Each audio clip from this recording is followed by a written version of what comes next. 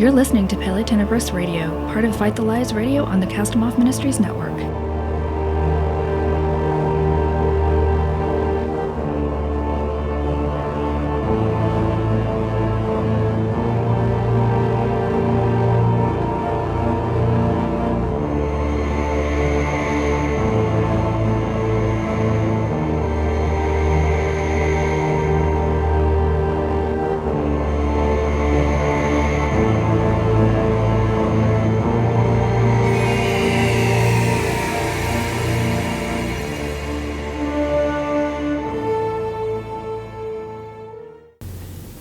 Hello and welcome to Pelle Tenebris Podcast. My name is Kelly, and again, as always, it is a pleasure to have you here with me today. I know the past couple of podcasts that I have done have been very sad and you could even say depressing in nature, so I wanted to take this opportunity to lighten the mood a little bit, and I am going to geek out about my favorite thing in the entire world: books.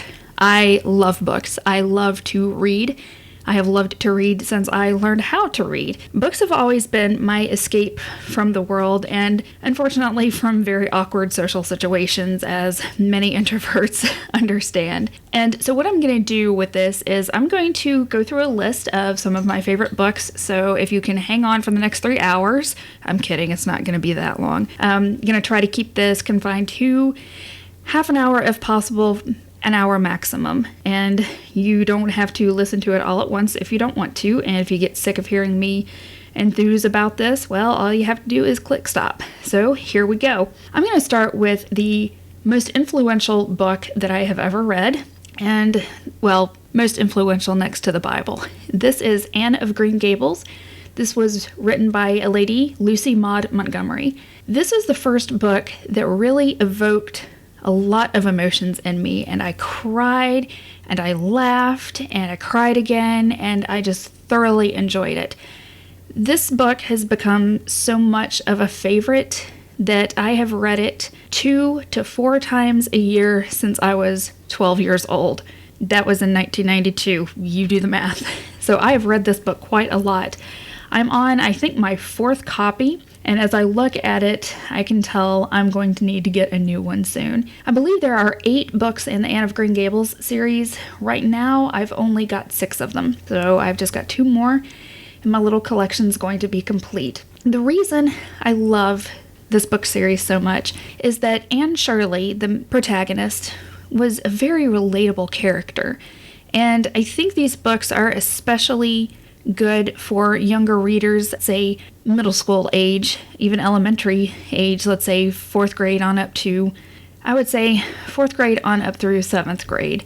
The books really are for anybody and everybody, but I think they're most beneficial for younger readers because, kids are very imaginative and they like to play. And growing up in the 80s, I spent a lot of time outside, sometimes inside, dividing my time between playing, physical activity, and sitting on my bed and just being completely absorbed in the books that I read. So Anne Shirley is this redhead who hates her red hair, and she's an orphan. She is adopted by a couple who sent off for a little boy and instead got this little girl, and she changed their lives for the better. And I'm not going to go too much more into this because I don't want to spoil it for you, but I would highly recommend this series. And she's also relatable because Anne gets herself into scrapes, into little accidents and little goof-ups, and she learns from each one. And we've all been there in that place, and we've let our imaginations run away with us. We have made assumptions about someone or something and have been proven wrong. We've been in awkward situations or awkward places. And she's just a very real, very human character, and that is the reason that this book series is my absolute favorite. If I had ever been able to have children, they definitely would have been reading those books. Now, on to another series, and I'm going to have to step out on a limb here and admit my, I don't know what the word is for this. I don't want to say fallacy, but I guess my goof here. I watched the Lord of the Rings movies before I even read the books. And I'm just going to give you a moment to collectively gasp in astonishment. Okay. So last year, I finally picked up the trilogy that I had purchased at a used bookstore and started reading. And by the Return of the King, I was weeping my way through the book and just crying and just absolutely loved so many of the characters. Now, Gandalf is always going to be my favorite.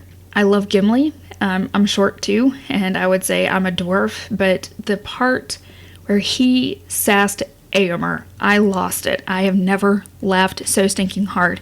And while I still love the movies, there's always something that's going to be lost in the translation from book to movie, and I was a little disappointed at the liberties that Peter Jackson took with including Arwen in the movies when it was other characters in the books. So she basically took their places, and this had me a little disgruntled, but I'm forgiving him for it because really the movies are very, very enjoyable. They're visually stunning and just so much fun to watch. And I have a few more of Tolkien's books. I'm trying to make my way through the Silmarillion right now, and I have the Children of Húrin and a couple of other books that I need to read.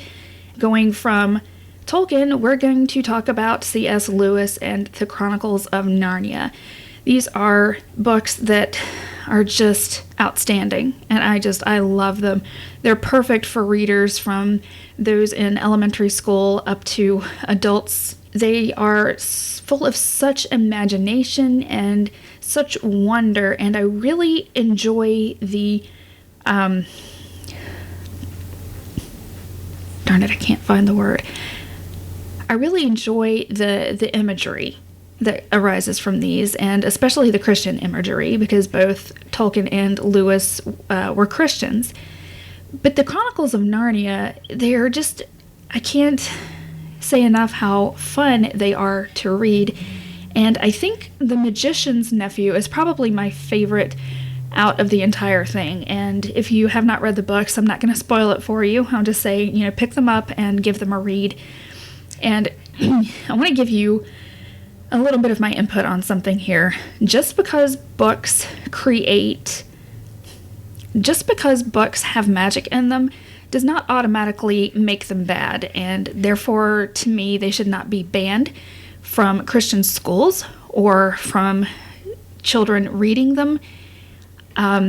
This is fiction, and as long as the child understands this is fiction, this is not reality, everything should be fine. I say this because the next series that I love is, of course, the Harry Potter series. And I know that there are so many Christians who have denounced these books because it's got witchcraft in it and magic and all this stuff. But when you really strip it down from all that, it is a fight between good and evil where good prevails. And who doesn't like a story like that? And yeah, they cast spells and there's an invisibility cloak and all this stuff that goes on. But again, remember, this is fiction, and Tolkien's works heavily, I think, influenced J.K. Rowling in her writing of these books. And so we can see similarities between certain characters like Dumbledore and Gandalf, or the Dementors in Harry Potter and the Nazgul in the Lord of the Rings series. So there's nothing wrong with reading Harry Potter. I want to say that right now. If you don't have any interest in reading it, that's fine. But if you are interested in reading the series, I would say, go for it. If you don't feel any conviction saying that you shouldn't do it, absolutely get the books, check them out from the library, go out and buy them all if you want to. And if you do, make sure you also get yourself a box of tissues because that's it gets very emotional. And the series is so good because, again, we have a young man here that we can sympathize with and we're rooting for. And I'm going to give you my unpopular opinion. I love Severus Snape, the end.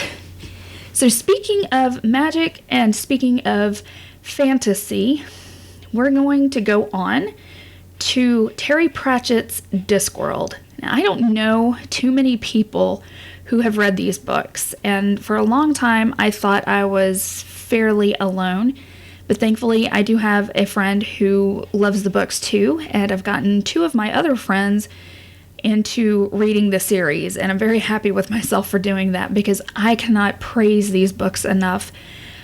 second to Anne of Green Gables, I love Discworld. I absolutely just love all the characters.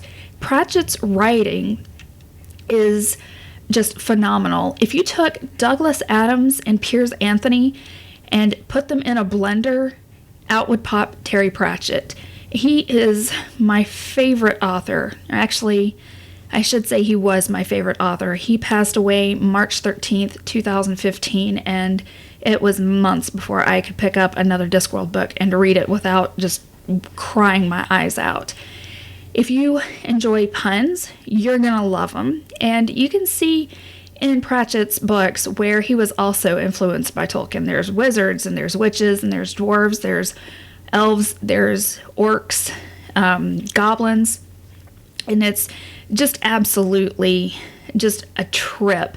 Now, these books were not written and published in chronological order, but if you do a Google search, you can find the order in which it's best to read all the books. But be warned, there are 40 adult books for Discworld, and there are a few books that Terry Pratchett wrote just for young readers, which I think is absolutely fantastic. And so if you want a series that is full of satire and puns and humor and just out and out lovable characters, I would really recommend this book series. And one of Sir Terry's friends, Neil Gaiman, is also an author, obviously. They co-wrote this hilarious book called Good Omens. Now, I know a lot of Christians would say, no, you need to stay away from that book. But really, this book is a parody of The Omen. And they did it so well, they wrote it so brilliantly, you cannot tell who wrote what part of this book. And there is so much humor in it. And the premise of it is that there are an angel and a demon who have gotten so used to life on earth and so comfortable in it that when the Antichrist comes, and the Antichrist is a little baby, there's a mix-up.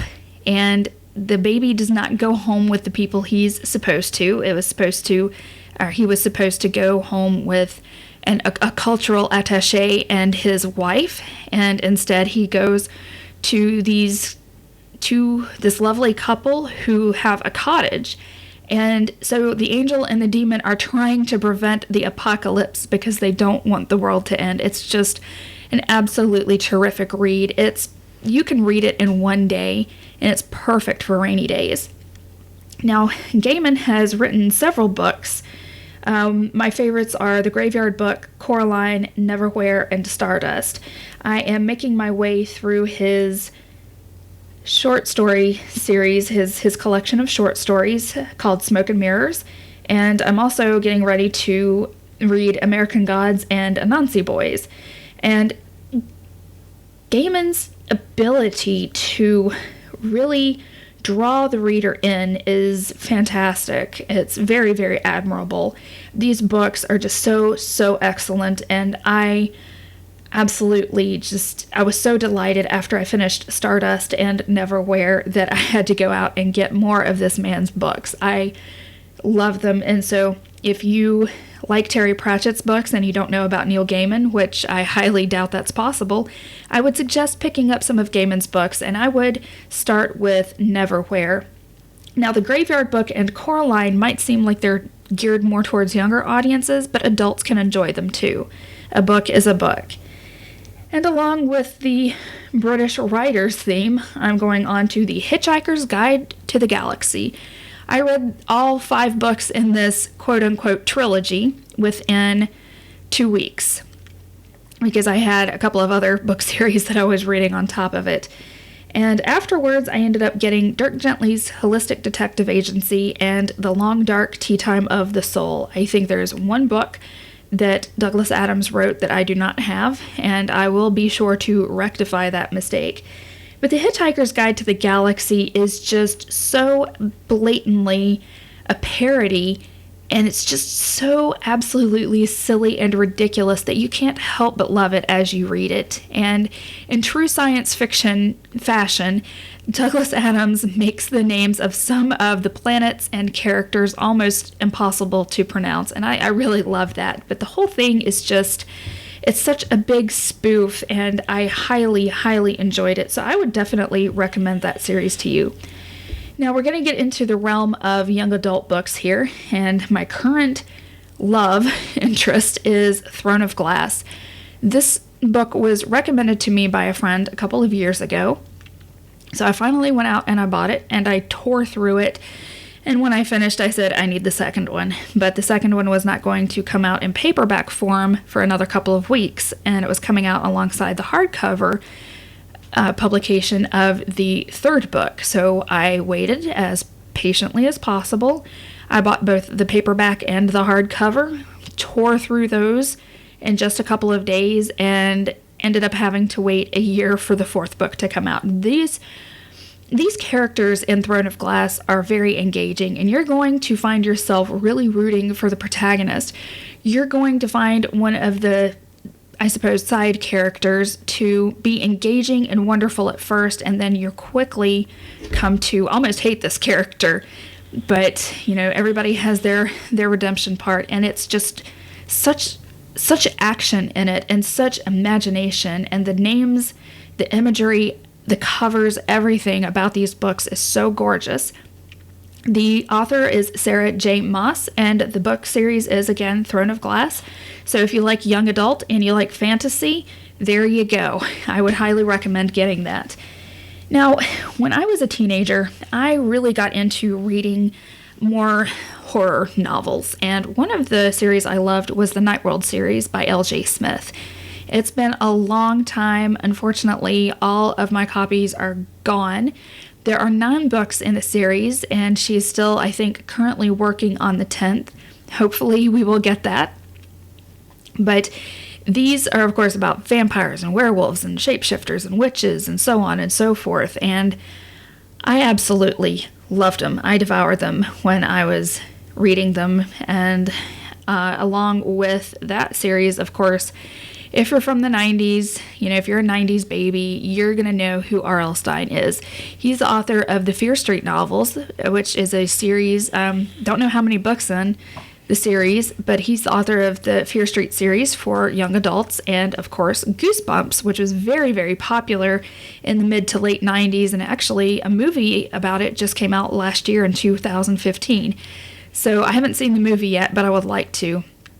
So Fear Street was another one, and these books, the Nightworld books and Fear Street, were easy reads for me, and I call them easy because I can have the whole book finished within a couple of hours. And so I think those were just about all the ones that I got into as a teenager, and I would just buy them up and devour them. I have my English classes in high school to blame for bringing me to a love of classic literature. So let's go to that genre right now. I'm going to start with one of my favorites, and it is Jane Eyre by Charlotte Bronte. Now, I've got 3 of her novels. I have Jane Eyre, Shirley, and Villette. And Jane Eyre just, oh my goodness, when I read it, I cried and cried and cried through part of it, and just fell so much in love with it because the characters are, again, very engaging. They're very human, and I think that's what really draws me into a book. You can't have a perfect character. You need to have somebody who has flaws. And so these characters in in Charlotte Bronte's writings and her books are very flawed, but you can see their beauty with those flaws. They work in tandem together. In fact, their flaws are what make them beautiful. And so on the opposite, you've got these characters that you can relate to a little bit, but they might seem to be a little too perfect. And the author I'm talking about here, who has these characters, is Jane Austen. Now, Jane Austen's works were highly criticized by Charlotte Bronte. And I think part of that is because of Bronte's life. She had so much trial and tribulation in her life and so many difficulties that it turned her into a kind of cynic. And she accused Austen of writing books that were just too fluffy and of almost no substance. However, Austen's books are just very, very enjoyable. If you need something that is going to make you smile or lift your spirits, these books are perfect for you. Now, one of them, I can't say it's so much fluff. It's called Sense and Sensibility, and that will have you chewing your fingernails and swearing at one of the antagonists. And since I read this book, I cannot stand to hear the name Willoughby. I always growl it out, Willoughby. I just don't like that guy. Then you have Pride and Prejudice, which is a little fluffier. That's lighthearted. Emma is lighthearted. Northanger Abbey is lighthearted. The only one I think I had any difficult with, let me move my bear who's in front of my books. I think the one I had the most difficult time reading was Mansfield Park. And Fanny Price is the protagonist in that particular book, and she was just too much of a goody two-shoes. I just kept reading and reading. I'm like, when is this girl going to get some spice into her? When is she going to just put her foot down and lay down the law with this guy that she likes and smack him upside the head and tell him, can't you see that this other woman you're interested in is completely wrong for you? So that one I didn't like very much. If you really enjoy Pride and Prejudice like I do, P.D. James wrote a kind of sequel to it called Death Comes to Pemberley. And I was just loving that everything in this book was true to Austen's writing, as true as it could be.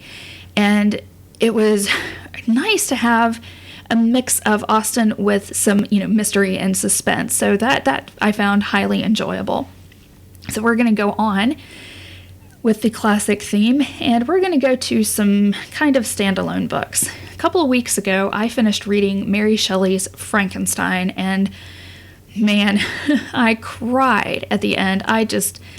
If you've read the book, you know what I'm talking about, and none of the movies have ever done this book justice, and I would like to see that done. I would like to see someone make a very accurate movie adaptation of Frankenstein, because this book is just wonderful. The language is gorgeous, and it really deserves a movie that is going to be true to everything that is in there. Now, I know that those of us, I know that us bookworms, we almost demand perfect accuracy in every movie adaptation. Unfortunately, that means sitting through a movie that is hours and hours long, which we wouldn't mind doing. We can just sit there and critique it and, scowl whenever there's even something slightly off. But for moviegoers, they're not going to want to sit there for that long. So we have to make do with what we have. But if somebody ever makes an adaptation of Frankenstein that is as true to the story as can be, I will be happy. We have Anna Karenina. Now, this book is a 3-course meal in itself. It is very, very big. I think it's around 1,000-ish pages long. But the first time I saw it, I was at a library, and, this looks interesting. Let me read the back of it. Okay, I'll take it home. I had read it in just a few days, because like I said, it's a lot of book, and plus I was working, and so it's kind of hard to, finish a book and keep reading when you have to get up and go to work. But by the end of it, man, I was just head over heels for this, and I loved it. And I really like the most recent adaptation of Anna Karenina. I think there's only 2. There's one from 1948 with Vivien Leigh in it. And I tried watching that adaptation, but within the first couple of minutes, man, this is too inaccurate. I ain't having nothing to do with this. So I finally watched the 2012 adaptation, and it kept the core plot of the story without having to overindulge in all the details, and there are a lot of details in Anna Karenina. So having that core plot, that heart of the story, it was done so well. I was impressed. I was so very impressed, and I thought, okay, they did great on this. And I almost never say that about any book adaptation ever. So going on, we have, Dracula. I would say that's almost a must read for goths. I love Dracula. It is almost difficult for me to describe how beautifully written this book is.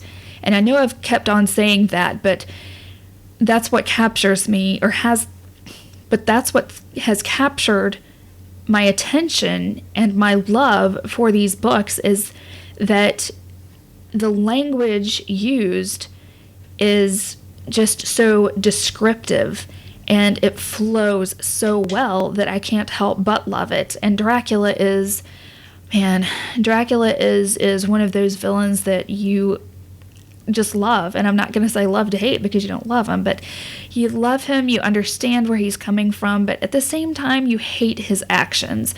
And the fact that there is redemption in this book really, really makes my heart just swell with joy. I'm going to give you one last, we're going to do that. I'm going to give you one last classic novel that I love, and that is The Count of Monte Cristo. I love a good story about revenge, and this is everything that I could ever want. This book, again, is just so well written. Alexander Dumas he was talented. I think he was possibly before his time. He was great. I also have Queen Margot and The Man in the Iron Mask, and I have an old 1950s copy of The Three Musketeers, which I scored at a charity book sale, and I was over the moon about that. But The Count of Monte Cristo is just, the way the tale is woven is very, very impressive. And the story of how the protagonist just almost, he achieves his ends, but he doesn't continue going on down that path. He achieves his end, yet he almost seems reluctant to do so.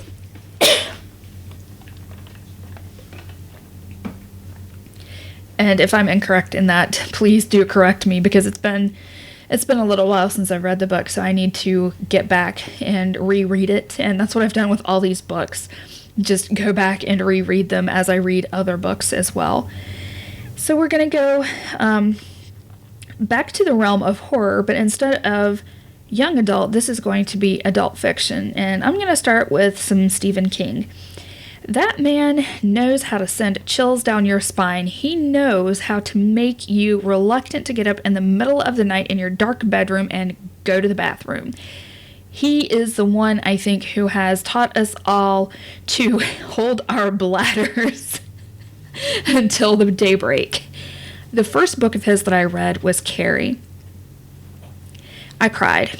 I felt a connection with Carrie, because having come from an abusive home where my mother was very religious and very perfectionist, I latched onto this character immediately. And with this, I actually watched the movie before I read the book, but when I read the book, I thought, man, that movie's got nothing on this. And Carrie remains one of my favorite movies to this day, and I'm probably going to do that. I'm definitely going to do a podcast giving you all of my favorite movies, and most of them are going to be horror movies, but don't worry, they're all good, I promise. So I read Carrie, and I loved it, and I cried at the end again, yes, and I hadn't read any of his, that was the only book of his that I had read for a long time, and I have since been getting more and more. I'm in the middle of Pet Sematary, and let me tell you, that sends shivers down my spine. It makes the hair rise on the back of my neck, and I am loving it. If I could write like that, man, I'd be happy. We're going on to Anne Rice and her Vampire Chronicles. Oh my goodness. Lestat is probably the one character that I wish I could be like. This guy is just... he is the brat prince. He is fantastic. He is impulsive. He has a bit of a temper. He is just the perfect vampire protagonist. And so I read Interview with the Vampire after I had seen the movie. Promise, this is all. And I loved the book. And what I had done was that I went to my local library and I checked it out. Then I went back and I checked out The Vampire Lestat. And then I went back and I checked out Queen of the Damned. And Not long after I had finished reading Queen of the Damned, the movie came out. I don't know who thought it was a good idea for this to be an MTV movie, and I do not know who thought it was a good idea to hire the script writer, the director, the producer, the actors, everybody, but that movie was such a big disappointment. I almost walked out in the middle of the theater. I thought, what is this? This isn't the movie. Or excuse me, what is this? This isn't the book. What is this stuff you made me see with my own eyes? How dare you? And I have tried to eradicate all memory of that movie from my brain. And unfortunately, on occasion, I find myself wanting to watch it. I'm just like, remember how terrible it was? And I step back. So a couple of years ago, Anne Rice published a book called Prince Lestat. I loved it.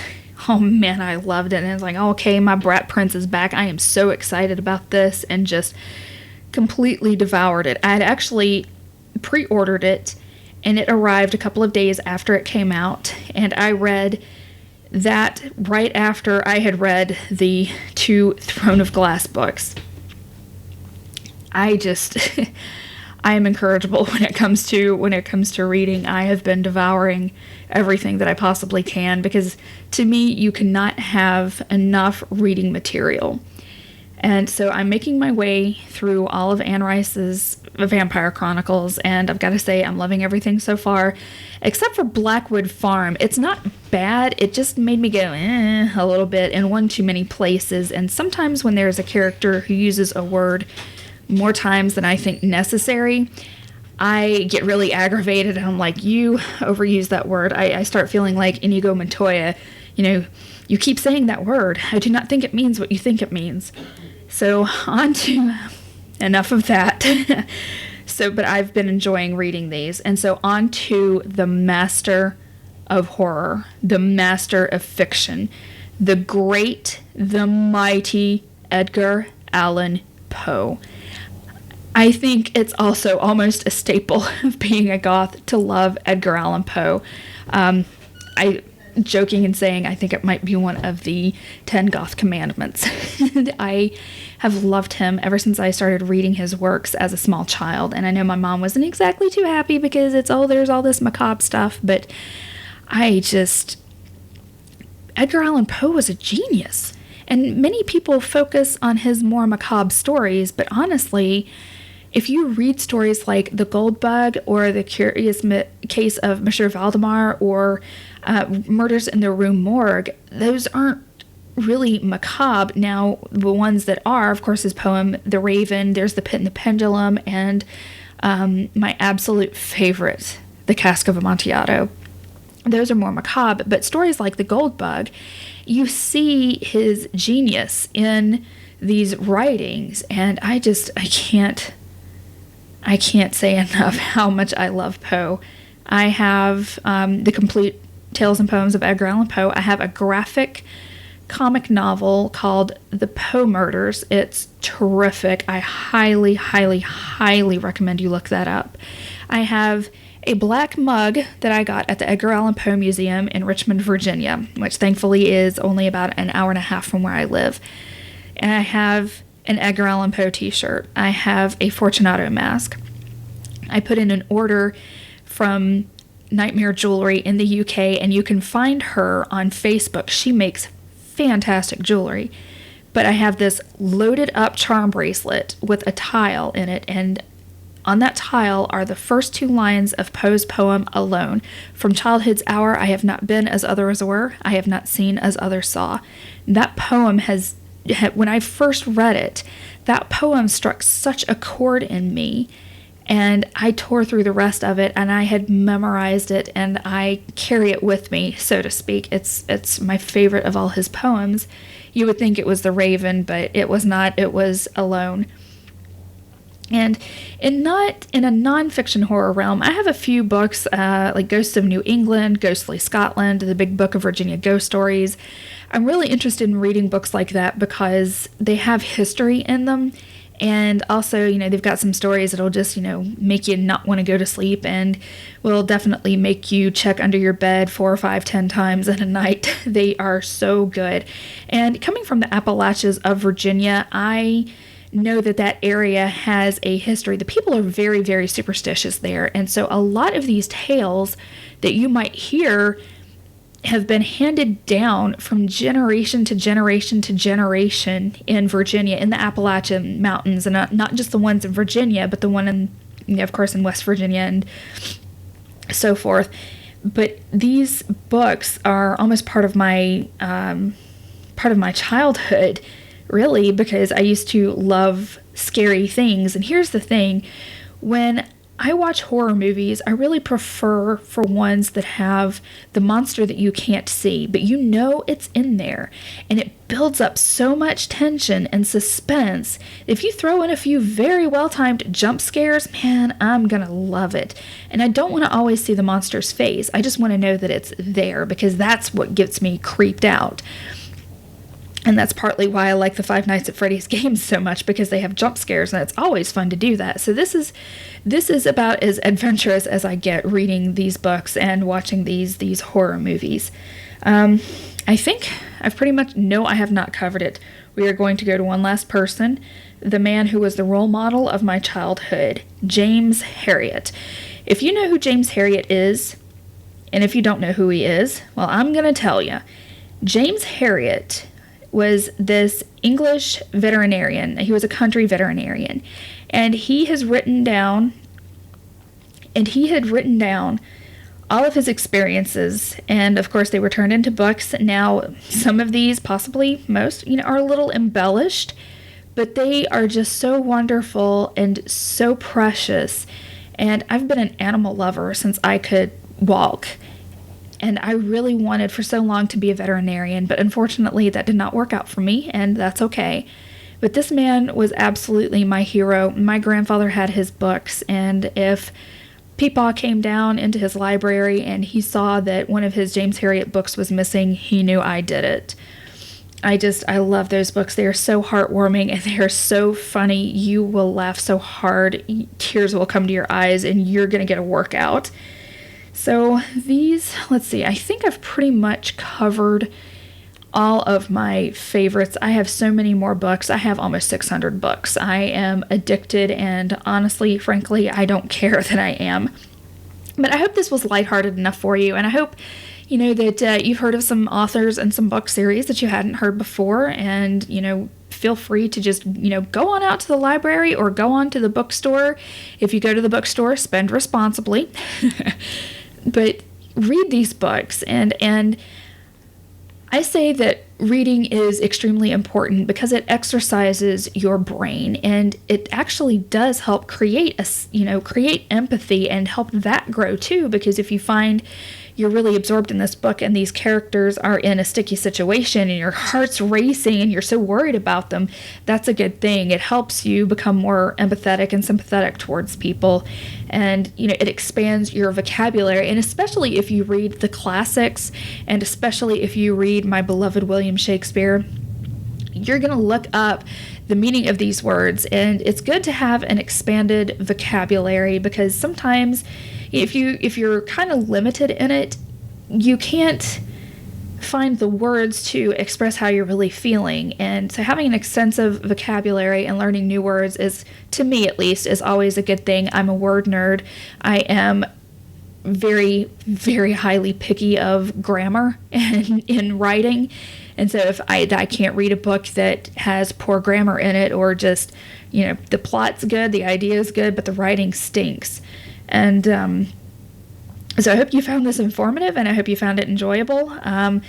It is the day before my wrist surgery, and so I'm trying to haul out these different podcasts so you guys can have something from me. I'm hoping to do 1 or 2 more, but if you can, if you're hearing this on April 27th, which you're probably not, just keep me in prayer for a good recovery, because I am extremely stubborn when it comes to being out of commission. I do not like sitting down, and I do not like being not able to do stuff. So if you could just pray for a good recovery for me. Again, I hope you guys found this enjoyable and informative, and until next time, thank you for hanging out with me. Pelle Tenebris Radio is a production of Fight the Lies Ministries. Visit us at ftlradio.net. This program is released under Creative Commons Attribution, Non-Commercial No Derivatives 4.0 International License. Intro and outro music by Kevin MacLeod at incompetech.com.